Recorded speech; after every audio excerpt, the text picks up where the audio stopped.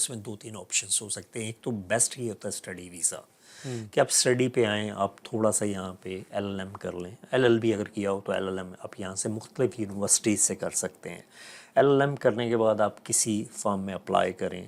اس کا فائدہ آپ کو یہ ہوگا کہ وہ جو 12 منتھس ہیں اس میں آپ تھوڑا بہت یہاں کے ماحول کو سیکھ جائیں گے. آپ کو پتہ چل جائے گا کہ یہ سوسائٹی, یہ کمیونٹی کس طرح ورک کرتی ہے.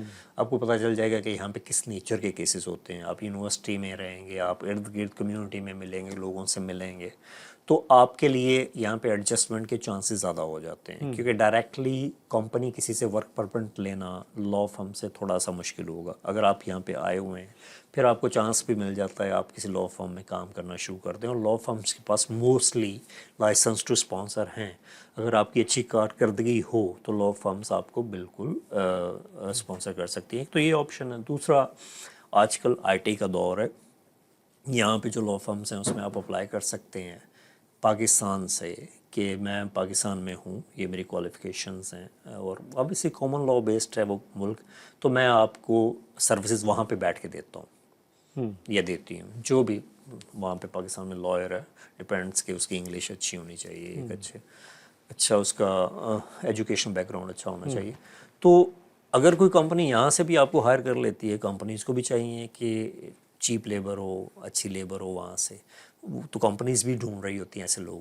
اب 6 ماہ 8 ماہ میں نے بہت سارے لوگ دیکھا, 6 ماہ 8 ماہ 1 سال کام کیا وہاں سے, اس کے بعد یہاں پہ آ گئے. انڈیا سے بہت سارے لوگ آ رہے ہیں, تو یہ بھی ایک اچھا, آپشن. اس کے علاوہ ایک یہاں کی لا یونیورسٹیز بھی اپنا کیمپسز بنا رہی ہیں پاکستان میں. جی, جو آخری سال کرواتی ہیں یہاں پہ, وہ بہت سارے لوگ ہیں جو آ رہے ہیں, جو 2 سال وہاں سے کرتے ہیں, 1 سال یہاں سے آ کے کر لیتے ہیں. اس کے بعد پھر آپ یہاں پہ رہ بھی سکتے ہیں, PSW وغیرہ لے سکتے ہیں. یہ بھی ایک آپشن موجود ہے.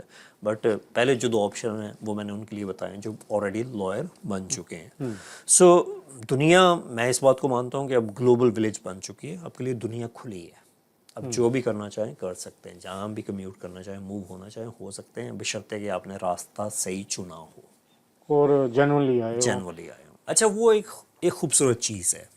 آپ نے ماضی میں دیکھا کہ جو ہائیلی اسکلڈ ورکر ویزا پہ آئے تو کوئی 60,000 سیلری کسی نے شو کی, کسی نے 120,000 سیلری جو تھا لے رہا تھا, اپنے ٹیکس ڈاکومنٹ جمع کروا, انڈیفینٹ مل گیا.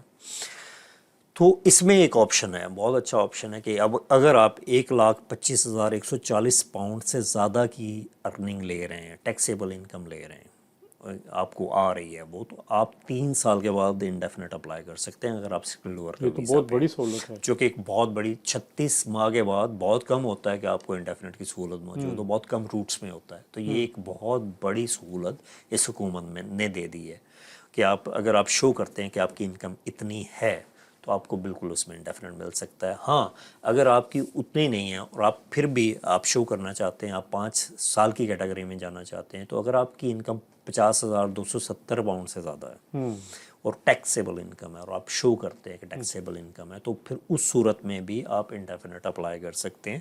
یہ جو لوگ بہت زیادہ ڈرے ہوئے ہیں کہ جی 10 سال ہو گیا, 15 سال ہو گیا, حکومت نے ایک راستہ دے دیا ہے, تو آپ کو اس رائٹ وے کو اڈاپٹ کرتے ہوئے اپنے آپ کو پروسیڈ کرنا چاہیے. دیکھیں, وہ اسائلم سیکرز اس میں بہت پریشان تھے. ہمیں ڈیلی بیس پہ انکوائریز آتی ہیں, فون آتے ہیں لوگوں کے کہ جی مطلب وہ لوگ جو اسائلم سیکر ہیں, اس میں زیادہ لوگ تو اللیگل ہیں, جو اللیگل ہو گئے یا اللیگل طریقے سے انٹر ہوئے. تو ہوم آفس نے جب اپنی پالیسی دی کہ وہ لوگ جو اللیگل رہے ہیں یا اللیگل ہو گئے ہیں, ان کو 10 سال تک نیشنلٹی کے لیے ویٹ کرنا پڑے گا. اب اس میں بیسکلی ایک چیز تو یہ ہے کہ یہ جو لا نیشنلٹی کا جو گورن ہوتا ہے وہ under section 6 of British nationality act ہے. اس میں نیچرلائزیشن آپ اپلائی کرتے ہیں, آپ نے گڈ کریکٹر کا ریکوائرمنٹ پوری کرنی ہوتی ہے. اب گڈ کریکٹر میں یہ ہے کہ آپ کی اوبیسلی اللیگل نہ ہوئے ہوں, بٹ وہ لوگ جو اسائلم سیکر ہیں وہ تو ایک ایسے حالات سے آئے ہوئے ہیں, برے حالات سے آئے ہوئے ہیں, تو اس میں تو راستہ جو ہوتا ہے ان کو پتہ نہیں ہوتا کہ انہوں نے کسی طرح اس ملک سے نکلنا ہوتا ہے. اوبیسلی ان کو فیئر آف پروسیکیوشن ہوتا ہے, فیئر آف لائف ہوتا ہے, یا جو بھی پرابلم جس کی بیس پہ وہ اسائلم کلیم کرتے ہیں.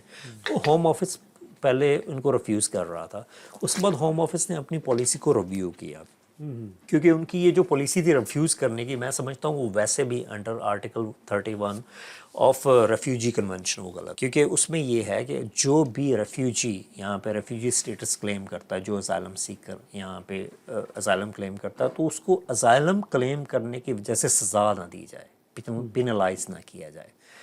تو حکومت نے اسی کے مد نظر، اسی قانون کے مد نظر اپنی پالیسی کو ریویو کیا.